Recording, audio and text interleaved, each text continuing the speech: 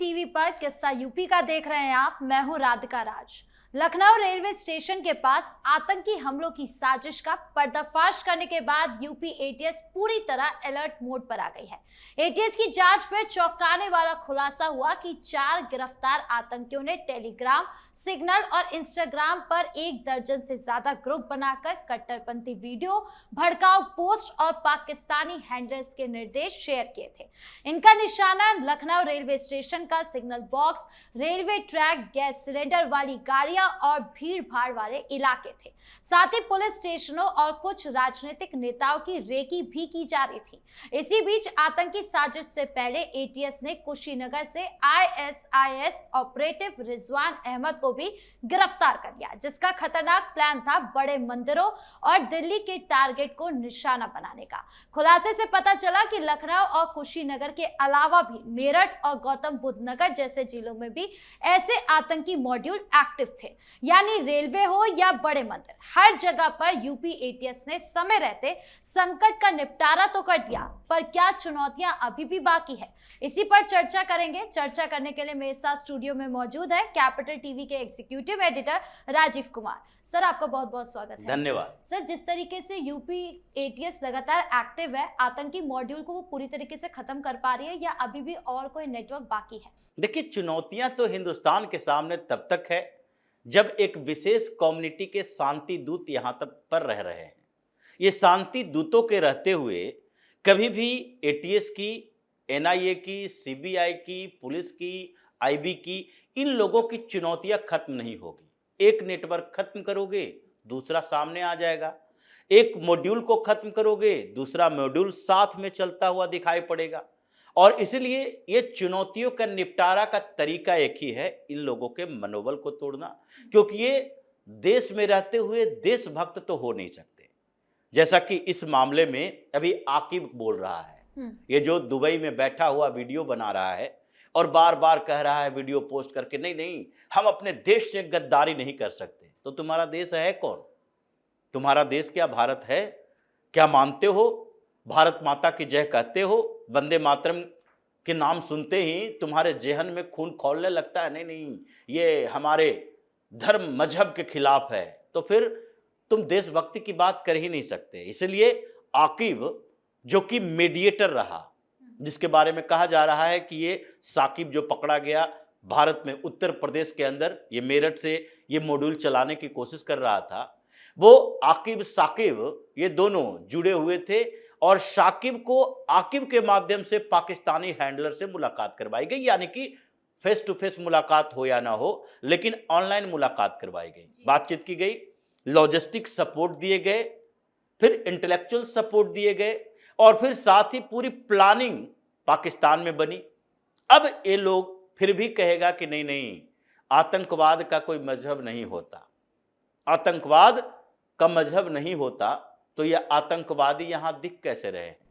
और ये तो और ऊपर के लेवल का काम करने वाला था। जिस तरीके से इसकी प्लानिंग रही है, ये अब केवल मुसलमानों को नहीं, क्योंकि इन लोगों को लगने लगा अब मुसलमानों को इस दृष्टि से देखा जाता है भारत के अंदर, और खासकर उत्तर प्रदेश में इनका नोएडा भी टारगेट रहा था। नोएडा से में ही 2 लोग रह रहा था जो हिंदू था, और उसको आइडेंटिटी भी हिंदू दिखी गई, लेकिन उसका इस मॉड्यूल में नाम मुसलमानों का रखा गया। तो इसका मानना था कि अब हिंदू पहचान रखो, हिंदू पहचान, या तो हिंदू ही हो, उसे पैसे दो, प्रलोभन दो।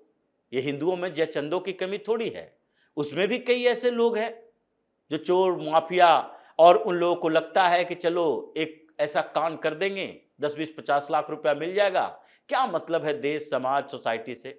तो ये हिंदुओं को अपने पास रखने की कोशिश में लगा हुआ था ये नेटवर्क, उसका भी एक चला रहा था। इसके मॉड्यूल में प्लानिंग का एक हिस्सा था कि अब हिंदू आइडेंटिटी वाले लोगों को अपने ग्रुप में शामिल करो, पैसे की कमी नहीं है, जितना पैसा हो सकता है खर्च करो, उसको सिर्फ मोटिवेट करो। हालांकि बहुत कम लोग मिलता है जो कि माफिया हो, चोर हो, डकैत हो, बाहुबली हो। अगर उन लोगों के अंदर भी ये सोच रहती है कि कोई ऐसा धब्बा न लग जाए जिससे कि हम देशद्रोही साबित हो जाए, इन लोगों के अंदर नहीं है। इन लोगों के अंदर वो परेशानी नहीं रहती। अगर ऐसा होता तो अतीक अहमद का आईएसआई कनेक्शन नहीं निकलता जी। और न ही दाऊद इब्राहिम आईएसआई के गोद में बैठकर मुंबई में ब्लास्ट करवाता। और इसी के कारण दाऊद इब्राहिम जब देश से गद्दारी करना शुरू कर दिया अपने कौम के लिए, ये मजहब के लिए, तो उसी समय उसका ग्रुप भी टूटा। ये छोटा राजन वगैरह जो बाहर आया वो इसीलिए क्योंकि उसे बर्दाश्त नहीं हो रहा था, वो हिंदू था और उसे लगा कि नहीं, इस व्यक्ति के साथ अब नहीं रहना है। पहले हम लोग क्या थे, अंडरवर्ल्ड के लोग थे, हम रियल एस्टेट कारोबारियों से पैसा वसूलते थे, हम फिल्म स्टारों से पैसा वसूलते थे, लेकिन अब ये देश से पैसा वसूलने लगा है, बम धमाका करवा रहा है और उसमें भी इस्लाम के नाम पर। तो हम इसके साथ इस्लाम के नाम पर क्यों रहे? हमने अपना धर्म थोड़ी बदला है माफिया बनने के लिए। तो जो स्थिति इन लोगों की रही है वही इसमें दिखा रहा है कि एक मोडस ऑपरेंडी इसका था कि पहली प्लानिंग ये होगी कि अपनी आइडेंटिटी को छुपा के रखो। ये केवल उत्तर प्रदेश के लिए नहीं था, इसने पूरे एग्जिट प्लान तक बना रखा था। साकिब ने जो कन्फेशन किया है, जो बताया, उसकी पूरी प्लानिंग थी कि पहले उत्तर प्रदेश में कई जगह पर डायरेक्ट अटैक मत करो, ये कुछ दिन तक ये दिखाने की कोशिश करो कि ये कोई दुर्घटना है, जब तक जांच होगी तब तक हम लोग यहां से भाग जाएंगे। इसके लिए रेलवे ट्रैक को उड़ाना नहीं था, धमाका नहीं करना था, रेलवे सिग्नल के साथ छेड़छाड़ करो, उसके साथ ट्रेन को टकरा दो, सिग्नल मेंटेनर के साथ साठगांठ करो, सिग्नल में गड़बड़ी कर दो, स्टेशन मास्टर के साथ वहां पर रेलवे स्टेशन के पास भगदड़ मचवा दो, स्टैम्पेड होगा, ऐसे ही 10-20-50 लोग मारे जाएंगे। ये सारा इन लोगों ने जो तैयार किया था एक प्लानिंग कि अभी इनडायरेक्ट तौर पर इन जगहों पर हंगामा करो। फिर उसके बाद कुछ असैसिनेशन प्लानिंग थे, कुछ नेताओं की रेकी की गई जी। और नेताओं का मतलब केवल पॉलिटिकल लीडर ही नहीं था, स्पिरिचुअल लीडर, कुछ बड़े हिंदू नेताओं की, जिसमें से अब बड़े हिंदू नेताओं में से किस किस की रेकिंग की है और क्या क्या रेकी कर रहा था, ये सारी चीजें तो अभी एटीएस बता भी नहीं सकते, क्योंकि हिंदू नेताओं की बात होती है, पॉलिटिकल लीडर की बात होती है। तो ये तो इसको पता है कि पॉलिटिकल लीडर में हमको किसको टारगेट करना है। पॉलिटिकल लीडर में ये उन पार्टियों को टारगेट नहीं करेगा जो इसके प्रति सॉफ्ट कॉर्नर रखते हैं, यानी कि मुस्लिम अपीजमेंट की पॉलिटिक्स करने वाले नेताओं को तो टारगेट नहीं करेगा। ये टारगेट किसे करेगा? जिसके पास हिंदुत्व का आइडियोलॉजी हो। तो पॉलिटिकल लीडर भी वही जो हिंदुत्व की बात करता हो। उसके बाद कुछ स्पिरिचुअल लीडर, बड़े बड़े स्पिरिचुअल लीडर की बात हो रही है। अब उसमें किनका किसका नाम आएगा ये तो अभी धीरे धीरे इन्वेस्टिगेशन के बाद पता चलेगा कि क्या उन स्पिरिचुअल लीडर यानी कि धार्मिक नेता जो हैं उन लोगों को भी टारगेट किया जाना था जो आजकल हिंदुत्व की बात करते हैं। सर लेकिन टारगेट उत्तर प्रदेश को क्यों किया गया? क्यों कुछ और राज्य नहीं, कुछ नहीं, बस उत्तर प्रदेश ही क्यों? नहीं, उत्तर प्रदेश ही टारगेट था ही नहीं कि केवल उत्तर प्रदेश ही टारगेट हो। इसके मॉड्यूल में कई राज्यों का था। इसने पूरा रूट मैप बनाया था कि उत्तर प्रदेश से चलेंगे। चूंकि उत्तर प्रदेश का एक बड़ा इलाका एनसीआर में आता है, दिल्ली एनसीआर में, तो अगर नोएडा में, गाजियाबाद में धमाके होंगे पूरी दुनिया में सुनाई पड़ेगा। इसलिए लखनऊ को टारगेट करने की वजह थी कि नहीं, अभी उत्तर प्रदेश ऐसी जगह है जहां का योगी मॉडल पूरे हिंदुस्तान में छाया हुआ है।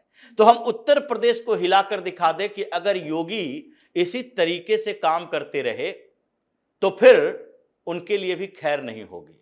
तो ये उनको एक चुनौती थी कि योगी आदित्यनाथ को चुनौती दे रहे हैं कि आप हिंदुत्व की बात करते हो, इस्लामिक जिहाद को भूल चुके हो, तो लो इस्लामिक जिहाद क्या कर सकता है ये हम आपको बताते हैं।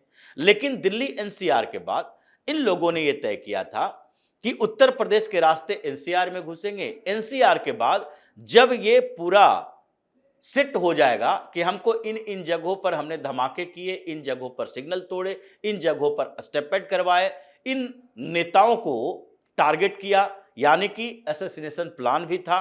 और इन स्पिरिचुअल लीडर को एक एक करके, वो हो सकता है कि इसके लिए ये शार्प शूटर नियुक्त करता, और शार्प शूटर भी ये ऐसा नहीं था कि वो दिखाता कि नहीं पाकिस्तान से कनेक्शन है, वो हिंदुओं को, हिंदू लड़कों को भर्ती करवा रहा था। उसमें उसके पीछे का मकसद ये था कि इसे हम शूटर की तरह उपयोग करेंगे, कि उस नेता को मरवाना है।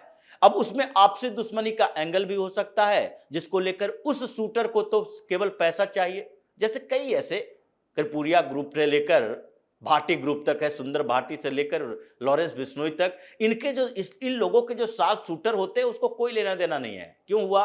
बस टारगेट फिक्स, फोटो भेजा गया, पैसा दिया गया, वो जाकर गोली चला देगा। तो वो तो एक अलग तरीके की कम्युनिटी है 7 शूटर की। उसकी नियुक्ति कर रहा था कि उसे बताया जाएगा कि हाँ इसको मार दो, उसको कर दो। अब आशुतोष महाराज से लेकर अभी मुक्तेश्वरानंद का मुद्दा उठ रहा है, और अभी मुक्तेश्वरानंद योगी आदित्यनाथ के खिलाफ बात कर रहे हैं। और ऐसे समय में अगर अभी मुक्तेश्वरानंद के ऊपर अटैक होता है तो पूरी की पूरी ये जो हंगामेदार न्यूज बनेगी, जिसमें ये लोग आरोप लगाएंगे, उसके आश्रम से पीठ से लेकर कुछ और लोग तक आरोप लगाना शुरू करेंगे। विपक्ष में बैठी हुई पार्टियां जो उनके साथ खड़ी है, यानी कि समाजवादी पार्टी, कांग्रेस, ये सब आरोप लगाना शुरू करेंगे। देखो वो कह रहे थे अभी मुक्तेश्वरानंद कि हमारे जान को खतरा है। अब जान को खतरा वो बता रहा है और उसका फायदा वो दुश्मन उठा रहा है, यानी कि आतंकी संगठन उठा रहा है कि ये योगी आदित्यनाथ के खिलाफ बात कर रहा है तो इसे उड़ा दो। अब पूरी जो दबाव आ जाएगा योगी आदित्यनाथ के ऊपर आ जाएगा, इनके ऊपर आरोप लगने शुरू हो जाएंगे। ऐसे ही कुछ और लीडर को देखो जो हिंदुत्व की बात करता हो, जो हिंदू यात्रा निकाल रहा हो, जो हिंदुओं को संगठित कर रहा हो, जो हिंदू राष्ट्र की बात कर रहा हो, अगर उसके ऊपर अटैक होता है तो फिर हिंदू उग्र होंगे, फिर कुछ जगहों पर दंगे होंगे, हिंदू मुस्लिम दंगे भी हो सकते हैं। इससे अराजकता का माहौल क्रिएट होगा। ये पूरी तरीके से जो इसकी मॉडस ऑपरेंडी थी, जो मॉड्यूल तैयार किया था, उसमें तो एटीएस ने ये बताया कि इसका मकसद क्या था। मकसद तो एक ही बात करता है, गजवाए हिंद, लेकिन उसके लिए करना क्या है, करना अलग अलग तरीके से है। तीसरे स्टेप पे जो इसने प्लानिंग की थी कि ये सब करते हुए साकिब को ये बताया गया था कि तुम्हें तो हम एक बेहतर एग्जिट प्लान देते हैं, यानी कि भारत से बाहर निकलने का।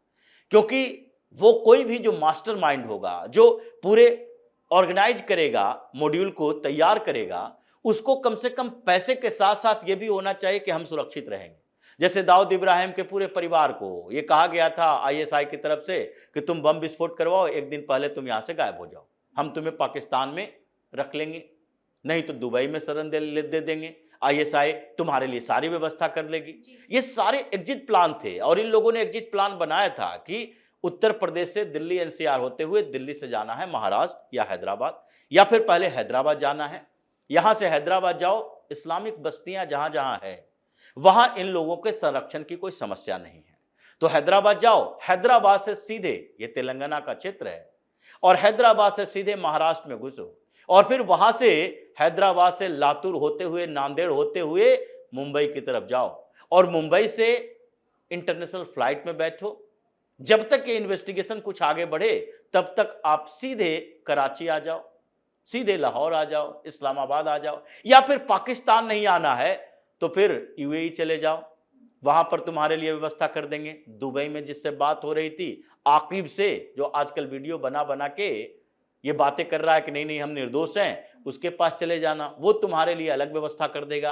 तो ये सारी प्लानिंग जो की गई थी वो बड़ी साजिश थी दहलाने की, उत्तर प्रदेश से लेकर दिल्ली तक। और ये सब कुछ ये दिख रहा था कि कहीं ना कहीं ये धीरे धीरे आगे बढ़ता और फिर राज्य में ऐसे अव्यवस्था का माहौल तैयार करता कि इसकी गूंज है जो 2027 के चुनाव तक सुनाई पड़े, यानी कि लोगों के दिमाग में रहे कि योगी अब हैंडल नहीं कर पा रहे हैं, योगी जो पहले कर रहे थे वो योगी अब नहीं है, योगी से ये व्यवस्थाएं संभल नहीं पा रही। देखो फिर से आतंकी हमले हो रहे हैं, वहां दुर्घटना हो रही है, वहां मर्डर हो रहा है, वहां हंगामा हो रहा है। ये लॉ एंड ऑर्डर की समस्या जो क्रिएट होती है, और योगी का सबसे बड़ा आधार यही है कि उत्तर प्रदेश को भयमुक्त बना दिया। इन्होंने पिछले 9 सालों में उत्तर प्रदेश में ऐसी व्यवस्था बदली है जिसके कारण यह लगता है कि और सब चीज तो अपनी गति से चलेगी, विकास अपनी गति से चलेगी, डेवलपमेंट का मॉडल जो है वो धीरे धीरे ही बेहतर होगा, इन्वेस्टमेंट धीरे धीरे ही आएंगे, अचानक से अरबों अरब डॉलर का इन्वेस्टमेंट नहीं आएगा। लेकिन एक चीज ऐसी है जिसे तत्काल कुछ समय में बदला जा सकता है, और वो है कानून व्यवस्था। और वो कानून व्यवस्था की समस्या तो जो थी उसे खत्म कर दिया योगी ने। आज यहां माफियाओं को डर लगता है आवाज उठाने में।